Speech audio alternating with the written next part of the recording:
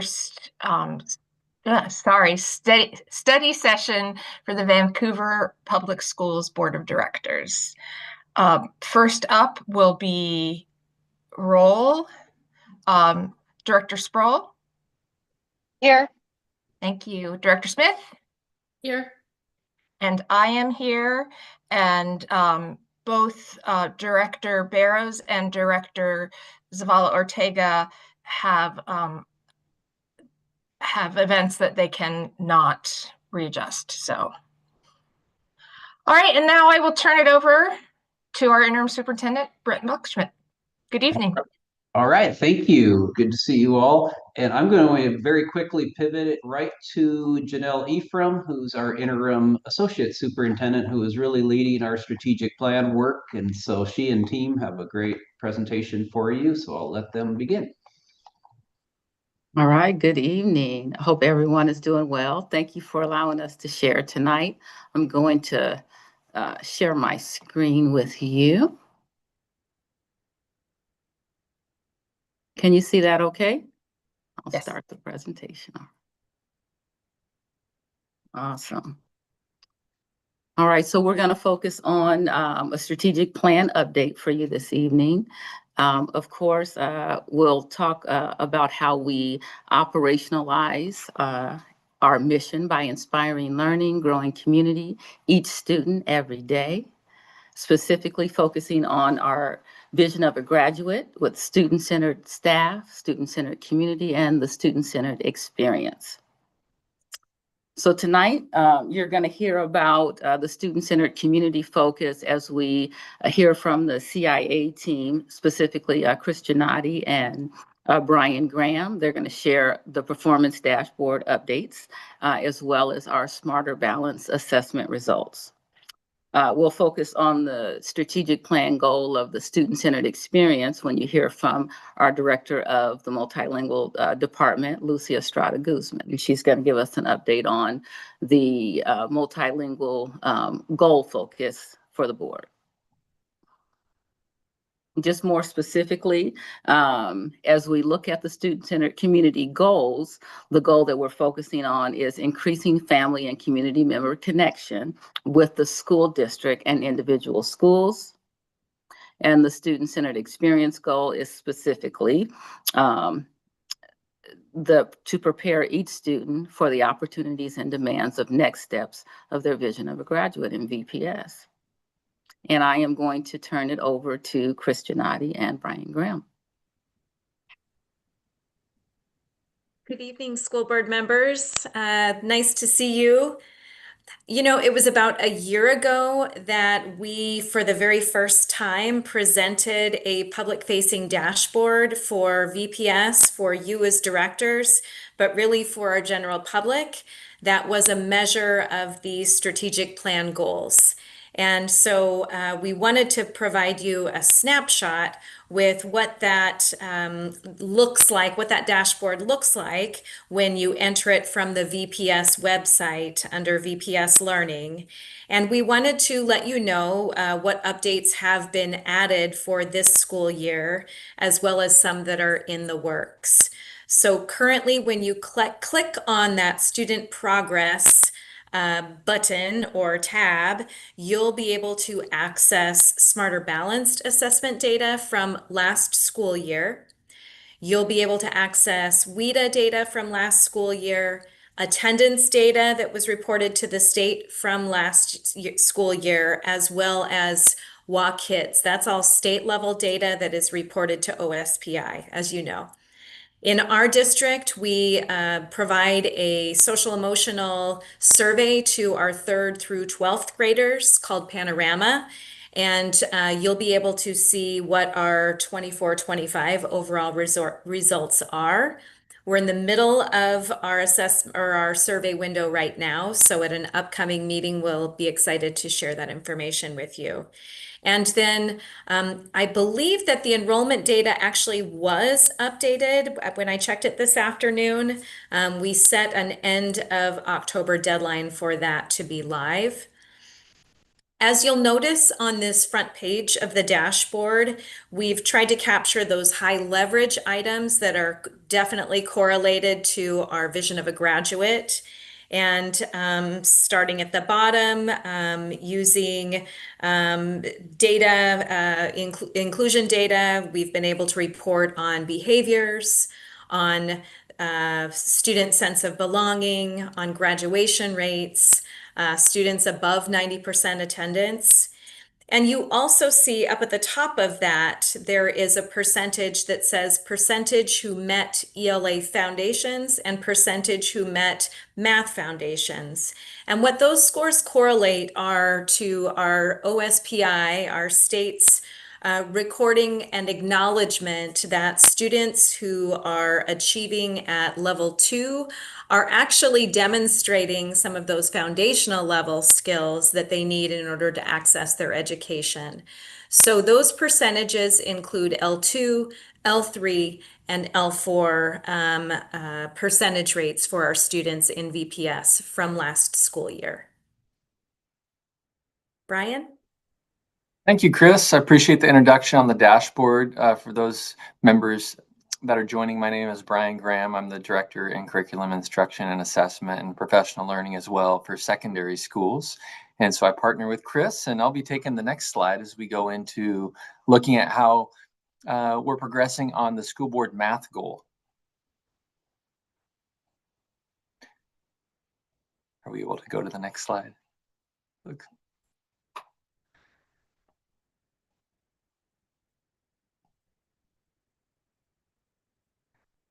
Thank you. So last year, school board approved several different goals that we had, 2 academic goals that Chris and I are going to report on here this evening. I have the opportunity to report on the mathematics goal, and we were using the Smarter Balance assessment data as a baseline for us from 23-24. And at the time, we were looking at level 3, level 4 data. And then also the state came and began using the foundational grade level learning measure, including level 2, 3, and 4, as showing strong progress for kids on this rigorous assessment on our state standards. And so we adjusted the goal as our baseline being at 51.7% in the 23-24 school year. And the outstanding goal, ambitious goal that was written over a 5-year period of time would be that over 5 years, we'd get a 5% increase each year, with a 25% increase up to 76.7% of VPS students demonstrating foundational grade level learning by 2029. So we're here to report on 1 year, and that goal would have been around 56.7%. We didn't quite hit that marker. If you look at the red font down at the bottom, we can see that we did get a little bump. We bumped up to 52.1% overall, considering all the grade levels that were assessed from 3rd grade up through high school and meeting foundational grade level learning. The other important aspect of this goal that we're going to unpack a bit as well is in the middle, we had a goal to reduce the disparity in achievement rates between different student groups by 10% each year. And we're excited to share some reporting on that here in the coming slides. We'll stick with the foundational grade level learning for the moment and want to show a 3-year trend that you're able to see broken out by the different levels. So the green column on the far right gives a total of students scoring in level 2, level 3, level 4, that foundational grade level learning and above. And seeing over that 3-year trend, we were at a peak of 53.1% in 22-23. We bounced down a little bit in 23-24, and then we had a subtle uptick in 24-25. And we want to certainly continue that trend. And we have some bright spots that we're wanting to look at closely. One that I'd like to share with you next is specifically at the 7th grade level. We had a 5% jump in VPS at the 7th grade level in mathematics. And so as we move forward to the next slide, I'd like to share a highlight around that. And so that 5% jump really close to is 4 points, so 48.6 up to 53%. And there's a highlight we'd like to share with you. And in fact, one of the practices that we have, we bring together principals and teacher leaders, one teacher leader from each school. We call them a guiding coalition co-lead for our professional learning communities. And we come together 4 times a year, and we look at our practices in terms of how we collaborate around planning and student learning data. And we identify exemplar teams that are really making an impact as the data is showing us. So we can learn from each other and share the practices across schools that are having an impact. So we had the math team from Jason Lee share, because they've shown some significant impact. Both at their 6th and 7th grade levels, they had 5% gains in students showing foundational grade level learning. And as that math team came and shared with us, there was 6 indicators I'd like to share with you that they said they felt they were seeing the impact with kids and learning. One is their commitment to making sure that students were receiving grade level instruction. And there certainly is a desire and need to see where kids are at and where they need differentiated support, but ensuring that the time that they're in 6th grade, 7th grade, 8th grade, that they're receiving instruction and feedback on those grade level standards was a commitment by that math team. And they felt like that commitment had an impact. The other piece is they said they were really tight on trying to stay close together in their teaching sequence. They may be on and off a little bit by a day here, a day there, based on where kids are at. But if they were able to stay in stride, they were able to reflect on the lessons they were designing and share the practice that was having a positive impact for kids. A next layer they talked about, and this is really significant thinking about the Smarter Balance assessment. One of the strengths in that assessment is that it assesses standards across what we call depth of knowledge. And so a level 1 depth of knowledge question might be more like a recall, simple calculations, building up through a depth of knowledge 2, 3, and 4 to where kids are really doing deep application across standards and extended thinking. And they prioritize making sure kids that have access to those level of rigor in the questions that they're asking kids in class and giving feedback on. Next, they were really proud of the goal setting. And this was across their whole school and different content areas, but having students set goals using their school assessment data and then monitoring that and really celebrating student growth throughout the year. So building student agency was a powerful impact for them. The math team also committed to having a weekly intervention lesson for students based upon what they were noticing in their foundational skills and where they may need extra support. And finally, they mentioned that with the para support that is available in the building, they were really intentional around students that were receiving unique services with language or with learning special services, that they would utilize that extra adult support in a way that was supporting kids accessing grade level standards. So we're really grateful to learn from that team and share practices across the district. We can go to the next slide. I had mentioned the second part of the goal around reducing disparities and achievement gaps, and the school board setting the goal around a goal of reducing the gap that, if there was a gap that existed in 23-24, we work on reducing those gaps by 10%. And we're excited to share some of the progress that we made there. And so if there was a learning gap, we've identified that the group of students had a lower score than the overall general population of VPS students. So for example, if we look at, I just like to highlight the green and red cells on the far right. So our American Indian, Alaska Native population, the gap that existed in 23-24 compared to how we performed in 24-25, that gap was reduced by 23%. And so we met that goal. And that's an important celebration. Also with our Black African American students, we reduced that gap by 19%. You can see there's a couple gaps down at the bottom that increased a bit. So the Hispanic Latino population went up 3% in that from the original gap. And our Native Hawaiian Pacific Islander group, we had an increase in that gap of 50%. And so while we have some celebrations, we also have some opportunities to look really closely at how we're serving students, how we're connecting with our community, and helping address that gap. And so we're committed to that, and it's part of our school improvement planning. We could go to the next slide. And now we look, the other slide was mainly around gender and race. And these are different services that groups of students may receive. So again, framing this for, and it says English language learners because that is what is on the OSPI website. We oftentimes refer as multilingual learners as really an asset mindset. So I want to name that. That we had a 3% increase in the achievement gap with our multilingual learners. Our low income students, a 2% reduction in the original gap. Didn't meet the goal, but it's going in the right direction. Students who receive homeless services, 3% reduction. And a really amazing highlight too is the 10% reduction for students receiving special services as we met that reduction goal.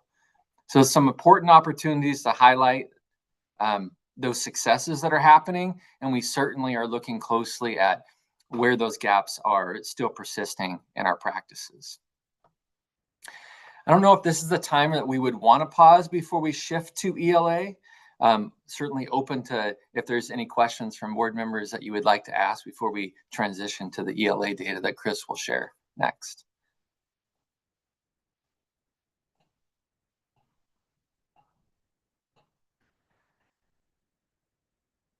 Well, really grateful for the time, and we've been able to share some of this data ahead of time. And Chris, please take it away with our reporting on the ELA goal.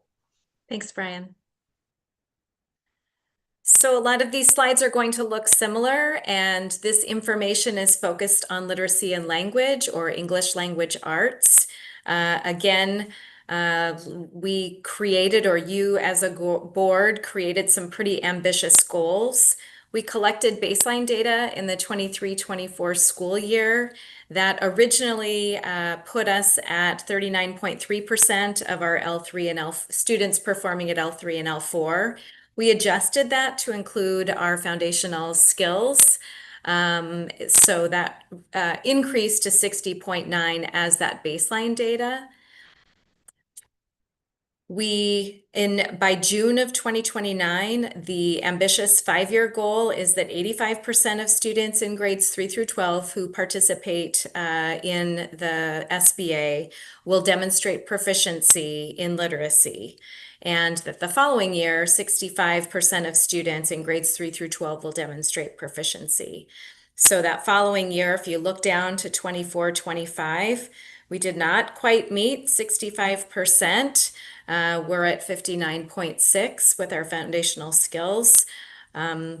So we've got a ways to go, certainly, as we'll share on some later slides, but there definitely are some celebrations. Additionally, I think as all of the board goals stated, that there would be a reduction of disparity by 10%. So overall, as we look at these trends for English language arts, from 22-23, we were at 64.3%. Again, this was the adjusted foundational grade level skills goal. From then, we have gone down a bit. 23-24, our students were performing at 60.9 across 3 through 10 or 12. And in 24-25, just a slight dip at 59.6. So we've got work to do, and we're pulling up our sleeves. Next slide. Yeah. One of the buildings that I wanted to highlight at the elementary level as we were looking at these trajectories and some of the district trends, which are seen above the school picture of Salmon Creek. There was a huge noticing. In general, our 5th graders across the district performed pretty well last year. And there was one real standout school at Salmon Creek. They increased over all the schools from 23-24 to 24-25 by 17.8%, almost 18 percentage points. And that was well above the district average. They were about at the district average in 23-24. So it was great to have this conversation with the principal at Salmon Creek to find out what are you doing that is really working for your students there. And one of the first things he said that they did last year was they really tightened up their schedule. And that may sound easy peasy, but at the elementary level, as you may or may not know, there are a lot of things that happen during the school day between recess, lunch, arts, and different grade levels all intervening on this at the same school site. It's hard to ensure protection for core time sometimes, but he really said ELA time and core math time is precious. So there are no pullouts. Recess will be adjusted so that all of our students get their solid Tier 1 ELA block uninterrupted for all. Which is, again, that master schedule is a pretty delicate balance to achieve. The other thing that all of his teachers did last year was they committed to knowing their standards and specifically developing promise standards at each grade level that were the most essential of essential that they would guarantee would be every student would be taught that. And they utilized interim assessments last year actually to measure their progress along the way. So they wanted to make sure that Brian mentioned this with the Jason Lee group, that they were teaching to the appropriate level of rigor that the standards require, which takes time. It takes PLC analysis and collaboration to ensure that we are teaching to that level of depth. And clearly, their fifth graders hit the mark. They took time to have focused writing every single day. And at fifth grade, their teachers were incredibly diligent in providing timely feedback to their students on their writing. Writing, especially as students get older, as we know, it takes time for the students and it takes more time for the teachers to really analyze. They were able to utilize some AI software for some of the focused feedback, but to deliver that feedback to students to incorporate into their writing helped make that transfer because it was done in a timely way. Oftentimes when we're teachers, we get this stack and it's hard to keep up, but that timeliness was a really important factor for them. And the last thing that they utilized as a school, and certainly at fifth grade, they adopted the STOIC framework, which has been around in our district. And that really ensures that there are structures in place within the classroom that teachers are teaching to, and that there are observables that infuse interactions with students and that provide corrective feedback. And they instituted opportunities for students to talk academically. They promoted student talk in ELA and math and expected it. And their principal took notes on how often they did that. So that was feedback that the teachers received as well. So nice work, Salmon Creek. And expanding that on a broader level to our disparity goal to reduce by 10%. The first group of slides that we're looking at are gender, race, and ethnicity. And there are several gaps that were identified. I'm seeing a lot of green on this slide. As we look at male, this again is all representing ELA data. We had a gap between how our males performed 23-24 in compared to all students. And that gap was actually reduced when we contrasted it with how we closed the gap in 24-25. We get a check mark on that because we reduced the goal by 22%, which is quite a victory. We have another celebration with our American Indian Alaska Natives. Look at that reduction, 53% reduction from the original gap.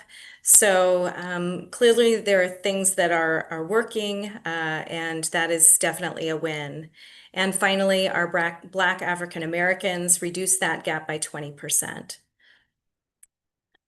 Similarly to math, our Hispanic Latino, we are reducing the gap, but not significantly. We'd like to see that higher. We reduced that by 1%. And again, with our native Hawaiian Pacific Islander, we have room to grow there. And as Brian said, it's really worthy of our investment in analyzing that carefully and thinking about the student experience so that we can reduce those gaps. And finally, we're looking at programs and characteristics. We didn't achieve our 10% reductions on any of these programs, but we came closer with our low income group. We reduced the gap by 4.9% from the original gap. For our homeless population, again, that was a little over halfway to the goal, 5.2%. And finally, our students with disabilities, I know that's off the screen on the slideshow, but we reduced that gap almost to 10%. We're at 7.7. And our English language learners or multilingual learners, more appropriately, we did not see the change that we wish to see. So great opportunities and great celebrations. Brian? Wonder, Chris, if we just pause for a second, like we did with the math, just in yeah. case there's any Sure. questions, and then kind of Thank go into the next steps. We'll give that 5-second wait time like teachers give. You bet. I just wanted to, I know we had an opportunity as directors to kind of preview these slides and got to ask some of our questions, but what you've added in here, both on math and ELA, of these case studies where there have been success, is really helpful, kind of just to see kind of what our practices are and where we're making that impact. And I think as we review goals for next year, it would kind of be nice to circle back to some of those like wins that we've had to see kind of how we can apply that to our goal setting. Because that to me is kind of the work that, right, you guys are doing that we're trying to direct through the strategic plan. So I appreciate those additions that you've added. Thank you, Kyle. That was actually, it was great for us to have those opportunities to have great discussions about student learning. So thank you.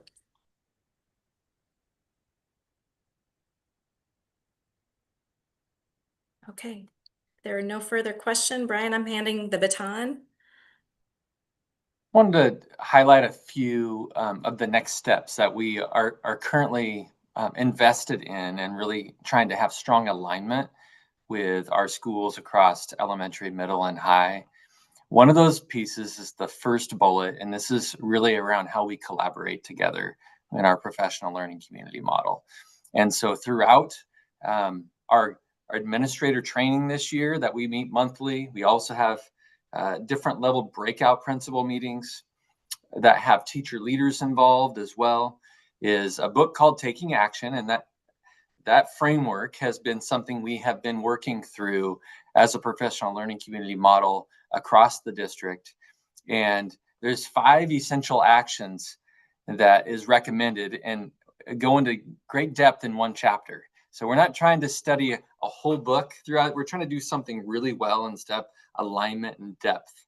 And those 5 actions are pieces that you've been hearing a bit about already. But one is ensuring kids have access to grade level curriculum. And what does that really mean? And how do schools have plans around that? And this is empowering our guiding coalitions. Our guiding coalition at each school has a representation of, Chris, correct me if I'm wrong, but I think we're right around 8 maybe 8 to 10 teachers and school administration, where there's a teacher co-lead that has been recognized by the school staff as well as the principal to help lead this work collectively in the school community. And so having strong commitments to these 5 actions, like essential grade level curriculum, the way we're supporting kids with having essential academic and social behaviors, the way we think about ourselves as learners, the way we engage in critical thinking, the way we interact with each other, the way we're using assessments in a balanced way, and really trying to lean into teams having common assessments with more frequent feedback for students on the standards we're teaching. Another part of that is having common school-wide grading practices, and we're on that journey.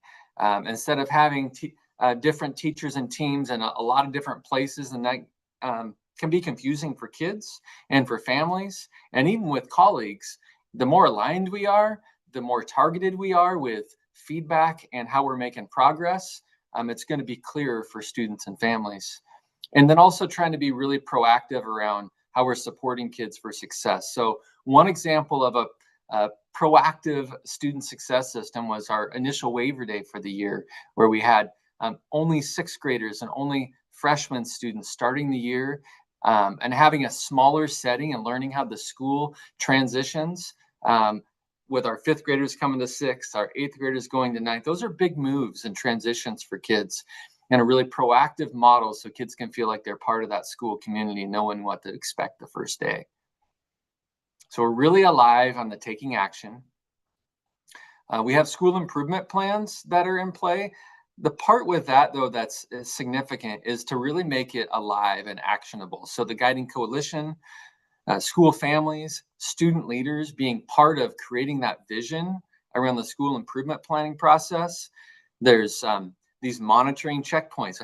What is the progress that we're making on those goals that we've set that are connected academically and socially for kids? And so we have that built into the administrator scope and sequence throughout this year, so schools can learn from each other. And the last piece, I mean, you should hear this being connected in those 5 actions, the alignment of our assessment and instructional systems. So we have some shifts that have taken place at the elementary, middle, and high. And really, there's alignment between the standards that we're teaching at grade levels and the assessments that we're giving, that essentially, when we have these benchmarking assessments, they can inform our common formative assessments that are the most important for providing timely feedback for kids and multiple opportunities to show what they know and what they're learning. So those are three big pieces that are in play, that are in alignment in our system right now, and we're seeing excitement and energy around that. Chris, would you want to add anything before we transition to the next slide, which I know is an exciting slide as well? I think you handled that beautifully, and it's a nice dovetail into the next slide, but we'll hold for any questions. So I just wanted to say on the last slide that what was what was interesting to see, as Director Sproul mentioned, that when you put the areas of the highlighted schools, and now to go to here and see these 5 action steps, how those schools that made so much progress did most, if not all, of these action steps last year. So it's like, this is sort of East Coast, West Coast timing. It just reinforces how important these action steps are for the success of our students. So that gives me great hope. That's all. Well said. Well, a thing that provided a lot of hope to us was an event that we hosted on Friday, Professional Learning Day. And Brian mentioned a waiver day, and this October 17th began as a state waiver day for the intent of us teaching educators about the newly adopted standards for ELA and math. As you know, OSPI has not formally adopted those standards. And what that meant was, if we didn't have standards that we were going to be introducing to our educators, what were we going to do that would be useful and beneficial and related and relevant to their learning? And so we were able to, in working with different departments and schools across our district, create offerings that really encompassed all the elements within our strategic plan. I'm really proud to say that we offered over 90 or about 90 sessions, and they were 3-hour-long chunks. So they were 8 to 11 in the morning with an 11 to 12 transition and lunchtime, and then a 12 to 3. We were spread across 15 locations in VPS, mostly between Fort Vancouver High School, Hudson's Bay High School, East West, and Mill Plain, Fourth Plain. However, our offerings grew by so much that we did have to look for a few locations outside of that big rectangle in order to accompany or to meet the needs of our educators and their learning. This was a day that was a salary day for all educators and paraeducators. So that was another factor as we thought about planning for the day and offerings for the day. And I think we provided a really nice balance of offerings from content areas to social emotional learning to cultural responsiveness and in meeting the needs of all learners, inclusive practices. We had some very specialized trainings depending on people's certifications. We were able to provide specialized offerings for world language teachers, for teacher librarians, for secondary art teachers, and more. And we put a couple pictures. I know you couldn't be at all 90. We certainly couldn't be at 90. We were instructing ourselves, but we wanted to highlight that educators came in droves. The picture on the bottom right was one of our sessions for paraeducators, and she had over 80 people in that class. She had a long wait list, and I think people just showed. We've gotten great feedback about that, and that focus was really on the regulated experience, specifically for paraeducators. The picture on the bottom left, I might have Brian talk about because I think that was a session that you hosted. Is that right? Yeah, it's a great little example because it caught the moment. It was a co-facilitated session with two of our teacher leaders. And Chris, I'd love for you to touch base on the number of teachers that were actually facilitating sessions that are active practitioners. Mm-hmm. So two of our teacher leaders, one from MAC and one from Fort Vancouver, that are also math fellows that we planned the session with. And they were actually facilitating this experience with around 30 middle and high school math teachers around thinking classrooms. And they were doing math together, real math that made them think and come up with different strategies for solving the problem in a pretty open-ended way. And then they would actually move to these different whiteboards, their whiteboards hanging on the wall, that it was their work. And the level of discussion and collaboration over that 45-minute period of time was really exciting to see, because math teachers teachers in general don't often get the chance to collaborate across buildings and really share their craft and thinking about how they're making math engaging with kids. So this was a really powerful experience on a lot of levels, and specifically highlighting, capturing teacher leaders facilitating much of the trainings. Yeah, we had 19 people, teacher leaders and para leaders who supported the work from our team. And I do believe that some other departments had teacher leaders supporting them. Pretty powerful. I led a group for paraeducators, and I actually had two paraeducators step up and help lead the session as well for at the elementary level. So it was an engaging day.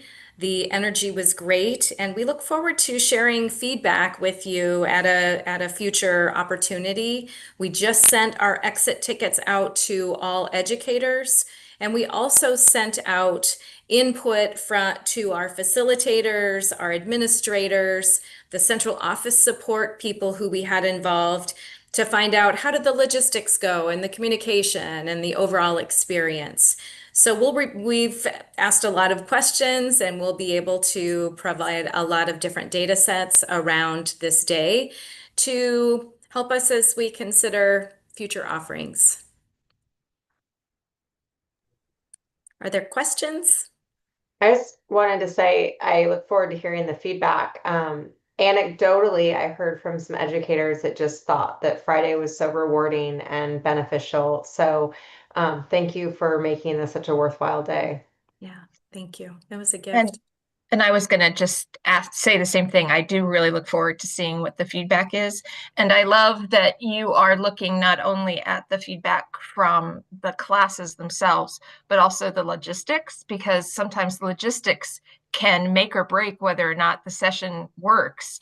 And so that's magnificent. And it's just so exciting to see all that learning, and then breaking it down into just 2 classes that were 3 hours long. That, when you do those little 1 hour PDs, you get like so minimal out of it. And so I think the setup for this, the offerings for this, just phenomenal. Thank you so much for all the work that you both did and your teams to make this happen, because that was a lot of work. Thank you. It was a big collaborative effort. Yep. You are welcome, Kathy. And I know Lucy's going to be on here in a little bit. And just as a reminder to me about each of the departments, the expertise that we have, and it just brings a lot of pride when VPS educators are leading and facilitating. And Lucy's team did an amazing job, as did our special services team, CTE, IT, student success. We had really great participation across departments, which makes it really impactful. Absolutely. All right. Thank you, Chris and Brian. Are there any other questions before we move on to our student-centered experience? Okay. All right. Well, I'd like to welcome Lucy Estrada Guzman, our Director of Multilingual Learners, and she's going to focus on our student-centered experience goal area. Lucy? Good afternoon or good evening, everyone, and it's nice to see everybody, even if it's on the screen. Thank you for taking the time. And first of all, thank you, Brian and Chris. It was a great day, and we were able to just collaborate well on just helping teachers continue their professional growth and their development. We are going to I'm going to discuss a little bit about the multilingual experience, data, some strategies that will help increase exit rates from the program and graduation rates as well. And then collaboration and how that's so important so that we can meet the needs of all students, especially our multilingual learners. And then dual language data, which is a highlight. Next. So again, our goal was to, our baseline data was our WIDA access exit rate in 23-24, which was 4.7. And our graduation rate was at 68.4. And then we would like to, our percentage of long-term learners, meaning that they are in our system 5 years or more, was at 39%. So the goals were to increase the exit rates by 10%. And to increase graduation rates to 75%. And then, of course, to reduce our long-term learners. So our outcomes, pretty much the same, 48%. And our graduation rate is really the same, has not adjusted up or down. But a high point is we did decrease the number of long-term learners by 5%, which is a statistical, at least, adjustment. Next. And again, this is just a bar graph to show the 3 goals. And the green is the goal that we would ultimately want to meet. And exit rates are pretty much the same as graduation rates, but yet, if you see, we have gone down in our long-term learners. Next. So to start off with, we had our October 1st count, we had 3,766 active students in the multilingual department. We are obligated to monitor the academic success of multilingual learners for 2 years after they exit the program. So that's roughly 4,000 students total that our department is responsible for monitoring. But you can see that our numbers have increased within the last 5 years in terms of students that qualify for multilingual services. And we haven't seen a decrease yet. Next. Exit rates. While I said that they're pretty much the same for 1 year to the next, in 2022, though, we had a 2.9 exit rate, and we have gone up to 48.2, which is it's an increase. And so we will take that, and hopefully by next year, we'll be able to increase those rates as well. Next. And I'm just sharing the data, and then we're gonna talk a little bit about what some of our goals are and how are we gonna get where we want to get. So one of the things that we do look at, though, is what percentage of students are progressing towards exiting. And it's a combination of looking at all 4 domains in the WIDA Access and the WIDA framework, because WIDA is not only a test, it's also an instructional framework that we use. And the 4 domains are speaking, reading, listening, and writing. And so when we look at all of those domains, we do have 30% of our multi-learners, they're showing progress towards exiting. And so analyzing that and really looking at that deeply so that we can see which domain is possibly hindering their exit rate is a good way to try to look towards exiting the program and increasing English proficiency for our students. Next. And again, our long-term learner rates are going down, and it is significant or statistically significant, and we hope that that is the ultimate goal. So next. One of the things that I did notice, though, was that our graduation rates are pretty much the same. We had a dip in 2024, but we were able to rise up in 2025 to pretty much stay the same as we did in our baseline year of 2023, which at least we're making progress towards. When we have a dip, we really want to address it and try to at least continue to catch up where we were. And that kind of shows some of the other data that Chris and Brian shared, where we're just not closing that gap yet with our multilingual learners completely. Next. So what are we doing? We want to increase exit rates, and we want to increase graduation rates. If you can go to the next slide. I think this is, we talked about this last time, and you might have heard about the 7 steps. And really the 7 steps, it's a 7-step process that creates a language-rich, intensive, interactive classroom. And that's what we really are hoping to look for, is where we can have student participation, student engagement. We want to hear students speak more than the classroom teacher. And last year when I presented to you about this, we had approximately 200 teachers trained, and now we have over 500 staff members that are trained. So we hope that this will continue to increase the momentum of really having kids participate in the class and speak and talk and use all those language skills that the 7 steps promotes. And it also promotes the work of the SIP. So a lot of our principals are aligning their SIP goals to the 7 steps, which creates that cohesion across the system.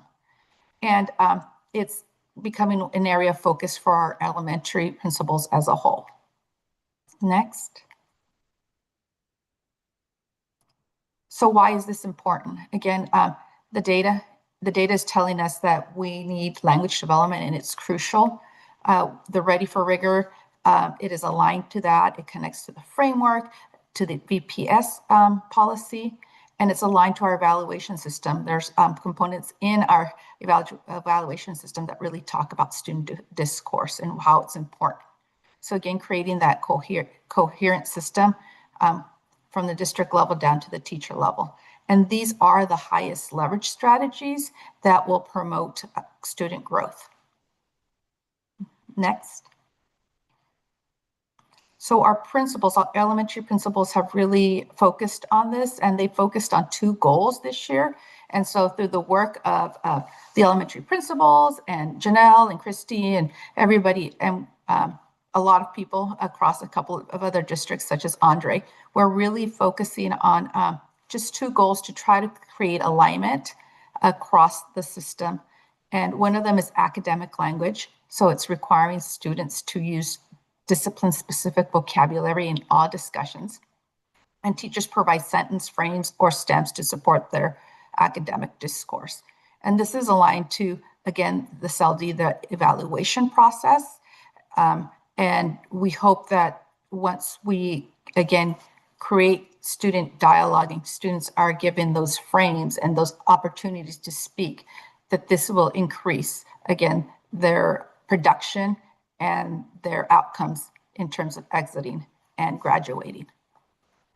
Next. And the other one is inclusive participation, not only ensuring that we have academic discourse, but that everybody participates, having structures that ensure students are part of the discourse and provide multiple ways for students to engage in these conversations. So not just saying talk in turn, but actually ensuring that every student has the opportunity to talk in turn in a way that will encourage their dialogue and it will encourage the engagement. Students won't have that opportunity to say, I don't know. They will have the opportunity to find a way to produce language with the help of the structures that we are promoting. And again, it's aligned to our teacher evaluation system. Our principals we meet monthly to support this work. And hopefully this again will increase achievement, produce the outcomes that we're hoping to look for. It's really like giving kids the time, the access, and the strategies to increase language production. Do you have any questions on this so far? I know it's a lot. My only comment is that I love how this all aligns with what we know how, in general, how language is developed. From listening, when we're first learning our first language, listening and then speaking and then interactive spoken language, and then long before you move on to reading and writing. So the way our brain develops language, this so aligns with everything we know about language development. And I just, me and research. So I just love that this multilingual process aligns with what we know just about language development in general. I love it.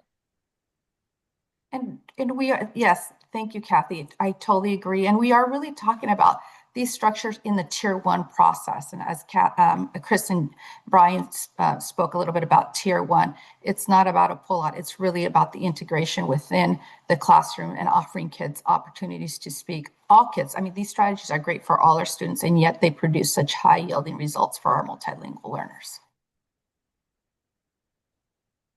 Thank you for all of this data. This was a lot. I know. I'm still processing, but I am curious, as we've grown, and I know this is only a subset of our multilingual learners, but as we've grown our dual language programming, like if there's any way to measure kind of a cohort of English learners within that program compared to the data overall, just to see kind of, I guess, again, looking for those success stories and how we can continue to grow kind of the good work that we're doing to support those learners. Well, I guess we're going to just talk about that next. So you can go to the next slide. I think the next slide is on, I'm sorry, I got ahead of myself. Sorry. So this is some of the language charts, some of the information that we're using to help teachers, help them in their planning, guiding their instruction. Like you said, Kathy, all of the expressive language that kids really need to have is is a way that we support them. And this is part of the WIDA framework. When we talk about students at the end of level 1, we're really looking at that positive mindset, because we know kids can do something. And sometimes just because they don't speak English, it doesn't mean that they don't have actually some English and some positive assets that will help, that we can build upon and help in terms of planning, in terms of tier 1 in the classroom, in terms of engagement and so forth. So next, oh gosh, I know, sorry, I had a lot to say and I just jumped to another one, sorry. But this is where we have really been trying to align our work and trying to collaborate amongst programs. This is with our special ed program, and just talking about how are we collaborating to reduce over-identification, our special services, program, and how are we collaborating to reduce over-identification. And we've gone on this multi-year planning process with something that's called the critical data review process, because sometimes teachers need help knowing what to do with their students, but yet we really need to identify whether it is a language issue or whether it truly is a learning disability. So we look at this process through the MTSS process. We want to reduce disproportionality and focus on tier 1 instruction. And we really want to see what is at the heart of what the students are encountering. And sometimes we need to take a step back and say, maybe we need more time with language. And so it's been a multi-year collaboration with special services, and hopefully this too will help yield results for students, that they will get the help that they need, whether it's language or it truly is a learning disability. Next. Okay, this is dual language now. So this is will answer your question, Kyle. So the next 2 slides are just data about students in the program and what their graduation rates are, because the goal is that we really want graduation is the end goal, right, for us, and happy students and responsible citizens, but we do want them to exit our school system in a promising and with the skills they need to contribute. So this is 3 years of data. The dark green is students in the dual language program. The light green is students that are not in the dual language program, and these are Spanish-speaking students. And so as we see, we have higher graduation rates for our Spanish-speaking students that are in dual language programs. And this really aligns with the research on what a dual language program offers a multilingual student, such as a Spanish speaker. One thing is we did see growth of in 2025 of our Spanish-speaking ML students overall. So that's good. But the data and the research says the student that is a multilingual student in a dual language program will see academic growth. And through this data, it validates what the research says, and it validates the hard work that many have been doing in our dual language classrooms and schools. And then if you can show the next one, and then we can talk a little bit about this. And this is our native English speaking students. The dark green is our dual language students, and the lighter green is our non-dual language students. And so as you can see, their graduation rates are at 90% and above. And that does align with research. It aligns with the work across the country. Students in a dual language program actually outperform. They outperform their monolingual peers. And it's really rewarding to see that the program is yielding those results. Any questions?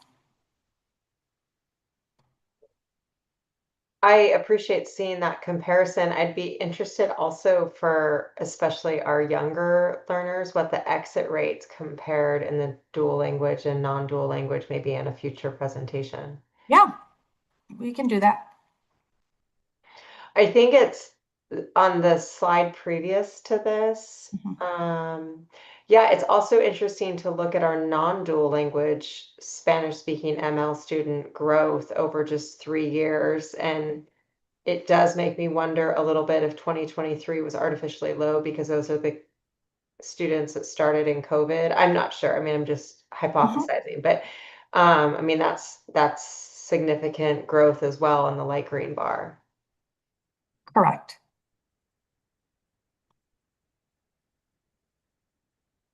We can analyze the data and we can come back and I can show you exit rates and so forth. Yeah, no, I mean, I think it's just because we have this cohort of kiddos that are kind of in a specialized program serving multilingual learners, it's a great comparison. I mean, it validates the work, of course, but just to see kind of how we can continue pushing, even when we can't do a dual language in every building, but some of those same strategies that we could replicate.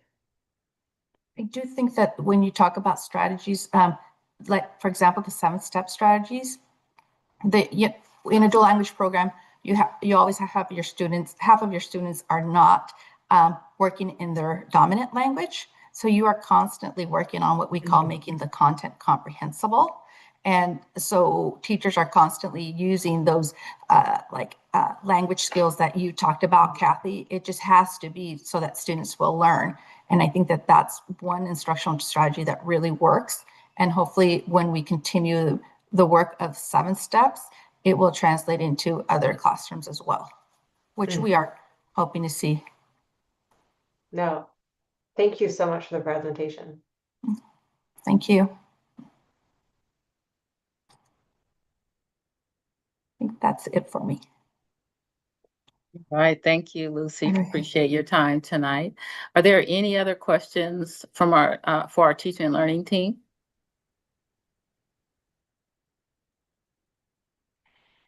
All right, well, I will hand this back to Brett. Oh, and I'll hand it back to Board Director Decker. I think we might be ready to adjourn, but turn it over to you. Okay, so that concludes our study session for the evening. And we are adjourning for a executive session. And Mr. Bluckschmidt, how long do you think that executive session will go? I would estimate an hour. Ooh, okay.